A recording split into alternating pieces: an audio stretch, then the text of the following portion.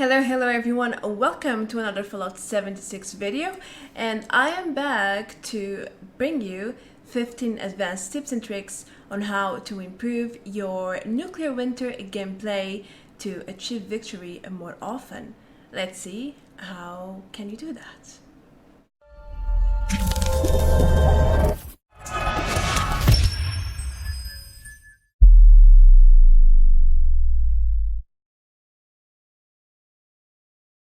Hey, so this is going to be another nuclear winter mode. I know some of you don't really like it, but this is pretty much the new content we have, and I've been playing it quite often. I am still learning about the mode, but so far I have a lot of new things that I want to share with you guys. Some of these tips and tricks you probably know already, but others I'm pretty sure you don't know. Anyway, I think all of the listed 15 points in here are very important for nuclear winter, and they can very much help you achieve victory. So if you are getting troubles in getting high ranked in nuclear winter or even winning, you might want to check every single point that I'm presenting you here, because they all have a lot of value, and I have been mastering each single point. By now I have been using almost all of them in every single game, and it does really make a difference. So let's get started.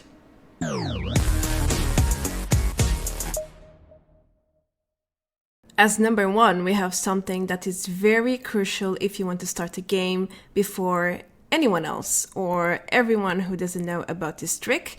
Basically, when you are loading, you have to wait for the black screen to appear, the starting black screen, and then you have to hit your escape button immediately and escape again to leave the map, and you can fully access all your controls.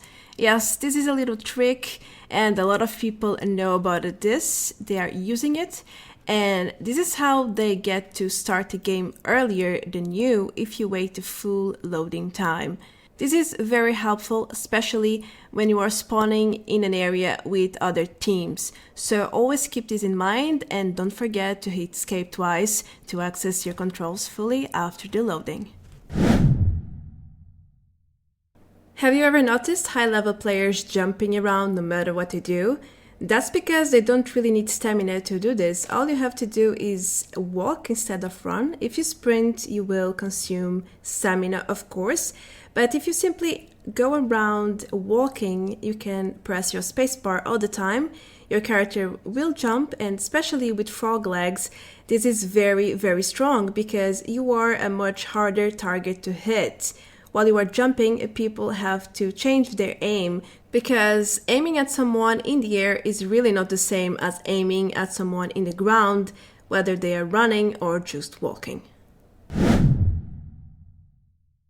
Tip number 3 is about something I found just a few days ago, and it's related when you kill a player and they immediately leave the game, like rage quit. And when this happens, the player won't drop any loot for you. So this is something really important to know, because you should just go your way instead of going to the body to try and scavenge something. You know, there might be teammates around who can kill you, and if the fire is coming, you might lose time going back and so on. My best advice to you here is, when this happens, just keep going forward. Don't bother to even check the body. The next one is a trick, and you surely know about this. It's about going stealth in bushes, kind of like making yourself not visible to other players. I mean, they can still see your name if they look your way, but they won't really see you since you are kind of camouflaged inside the bush. I advise you to get inside these bushes to organize your inventory, because when you are in your inventory, you are standing still and you cannot really access your controls, you cannot move, you are very vulnerable. So make sure to at least get a little bit of camouflage from these bushes. This one is something that I came to do every single match now. It's about collecting all the ammunition I can find, because it doesn't wait in your inventory. Actually, there is only one exception to this rule as far as I know, and it's the 40mm grenade rounds. They wait a little bit, but all the others, they don't, which means you can pick up any ammo you want. You can store in your inventory to use later if you come to find a weapon that uses that kind of ammo, or to drop for your teammates. I do that all the time. We share ammo between each other, and that's great. So keep this in mind. They don't weight anything like adventure, and there are many benefits to store ammunition in your inventory.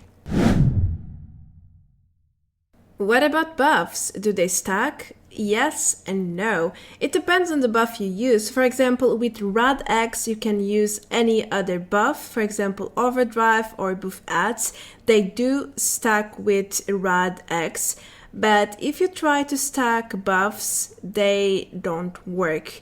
And by buffs, I mean anything that boosts your stats like HP, stamina, or attributes. They do not stack, so the last one you consume will be the one that remains in your effects tab. You should keep that in mind and don't waste 8 items in vain just because you think they are stacking. If it's not a Rad X, then just don't use it. Use one at a time, and once it expires, then use another. Otherwise, it won't work. At least not in the way it works in adventure mode. Since we are talking about buffs, let's go over magazines. They also don't stack. This means that you can only have one magazine effect at a time. If you pick a new one, then that new effect will replace the old one, as obvious. There are many good or amazing effects out there, like increased defense while in a team, or increased damage against players, stamina regeneration, and so on. But there is something that you really need to know right now, which is with the magazine Gragnot the Barbarian number 8. It causes this bug with frog legs where you will jump very, very high into the sky, and then when you land in a flat surface, you will kill yourself from fall damage. So when you see this magazine and you have frog legs, I really think you shouldn't take it. Otherwise, it will be very difficult to play because you can't really jump unless you are climbing rocks, mountains, something that is not flat like a building. Otherwise, you will kill yourself every single time you jump. That's not cool at all. I really can't decide which tip and trick is the most important here. So the Steam Packs is also something that you need to understand here. When you click the standard key to use a Steam Pack, it will use the weakest Steam Pack you have by default, and that can be very dangerous, especially if you are fighting and almost dead and you need something really powerful to keep healing you to full HP. That's why I organize my quick bar in a way that I know where different Steam Packs are and what to use in what situation. So if you are very low HP, use an extra Steam Pack. If you have just killed everyone and you have time to heal, then use your expired Steam Packs or a normal Steam Pack. Depending on the situation, you should decide one Steam Pack to use, and making it automated, it's not a good idea. It doesn't allow you to choose, and you really need to choose in Nuclear Winter. As you probably know, you can use C.A.M.P blueprints in Nuclear Winter. You have to build them in Adventure though, otherwise you have to build from scratch your Nuclear Winter base every single time. That's too bothersome. But there's a trick to do this if your Adventure mode C.A.M.P budget is full. Head to any workshop, claim it, and then you can build any building that you want. Just don't forget to select all the parts and then create a blueprint before you go your way out of the workshop. Then all you have to do is play Nuclear Winter and spawn your base. It's pretty easy. It's a trick that I didn't know. That's really sad. But now I do know about it, and I'm sharing with you out there who probably has a full budget in Adventure mode and thinks that you cannot do a C.A.M.P blueprint for Nuclear Winter. But you are wrong. You can do it. Just head to a workshop and get your constructions going. For some reason, a lot of people I fight stay still or barely move, or even stay crouching. Guys, you are just making yourself really easy to hit if you do not move in combat.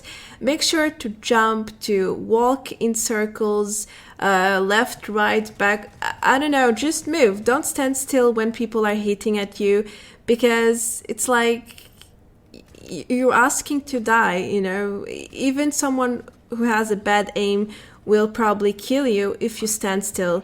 I usually jump and move around unless I'm really trying to kill someone as quickly as possible and they are not really, hitting me, they are distracted. Then you can stand still, but still that's a risk because their teammates might see you and take you down in one shot. Remember that lever rifle builds can easily one-shot you from afar.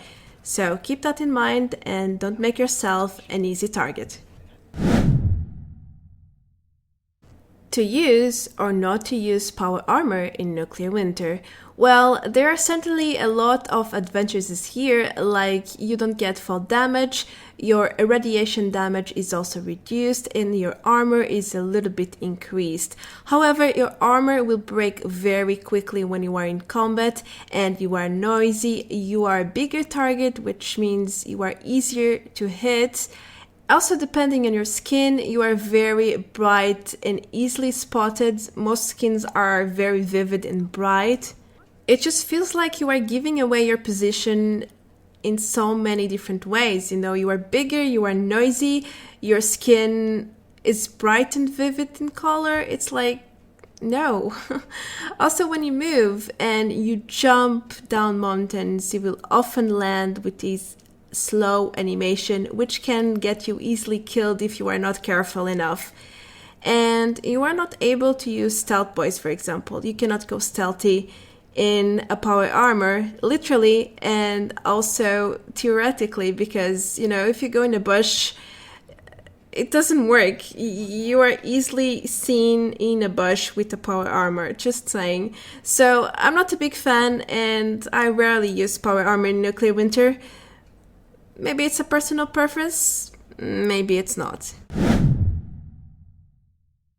Let's move on to some funny but useful tips. What about building a trap base where you kill tons of people, like entire teams, without even losing HP at all? Here is a fair example in which my friend Danny Fine just spawned his tower base as usual. He has it as a blueprint, and then I placed his wall at the exit of the stairs, and people were really not expecting it. They kept coming up the stairs and getting stuck in the wall in the corners, and Danny was able to take them down one by one. It was very funny to watch, and this is just an example of how a trap base can be very effective in nuclear winter. There is another type of base that could lead you to victory, and it's called a lure base. What is that, you might be asking? Well, it's basically a very small base with sirens inside. You have to power them up, but once you make this blueprint, you can make a lot of noise. What?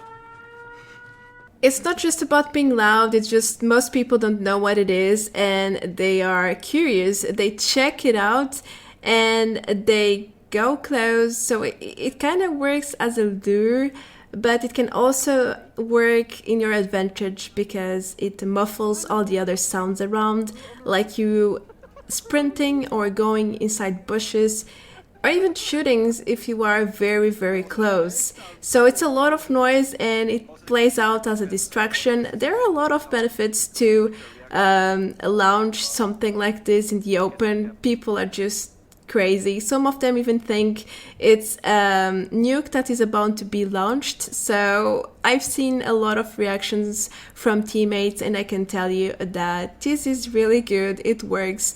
And if you have the siren plans, which can be purchased from the Responders vendor in the adventure, maybe you should try it out. It's very fun. I feel like safes are the black sheep of nuclear winter. No one really cares about them.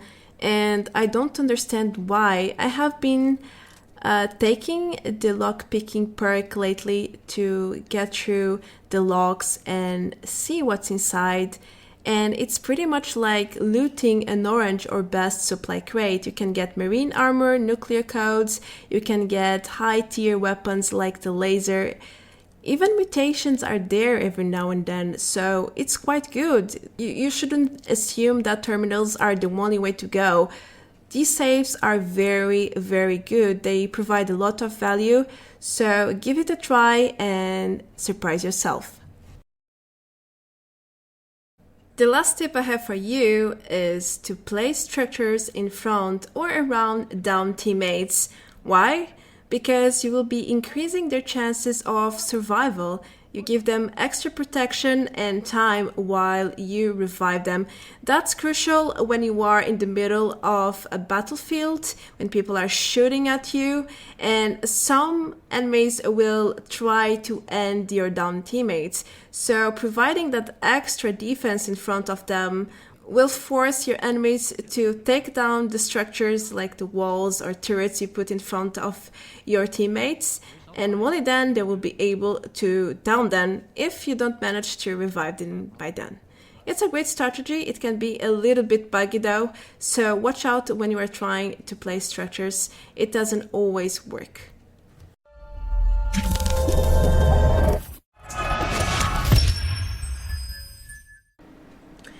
That's all the points I got for you guys in this advanced tips and tricks compilation. I have self-taught myself in the past week or so, but many of these points were not self-taught actually. They were learned from comments, from Reddit, or even from direct contact with players who have been sharing their thoughts with me. Thank you to everyone who has helped me learn more and made this video possible. Also, feel free to share your thoughts with me. Which tip was your favorite and which one you think it will help you the most to achieve victory? I'm Marta Branco. Thank you so much for watching. If you are new to the channel and you enjoyed what you see, then click on the subscribe button below to get notified for my next videos. Also, feel free to check my Patreon page if you would like to support me even further. Thank you so much for all your support and for watching until this point. I will see you very soon in the next video. Adeus, bye bye!